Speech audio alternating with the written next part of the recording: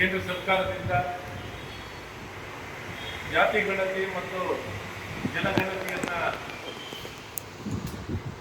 ಮಾಡ್ತಿರುವಂಥದ್ದು ಸ್ವಾಗತಿಸ್ತಾ ಇದ್ದೀವಿ. ವಿಶೇಷವಾಗಿ ಜಾತಿ ಗಣತಿ ಮತ್ತು ಜನಗಣತಿ ಆಗ್ತಿದೆ. ಈ ಬಾರಿ ವಿಶೇಷವಾಗಿ ಜಾತಿ ಗಣತಿನ ಆಗ್ತಿರುವಂಥದ್ದು ಒಂದು ವಿಶೇಷವಾಗಿದೆ. ಇದನ್ನ ಮೊದಲನೇದಾಗಿ ಸ್ವಾಗತಿಸುತ್ತಾ, ವಿಶೇಷವಾಗಿ ನಮ್ಮ ಕರ್ನಾಟಕ ರಾಜ್ಯದಲ್ಲಿ ಇದೊಂದು ದೊಡ್ಡ ಗೊಂದಲವಾಗಿತ್ತು.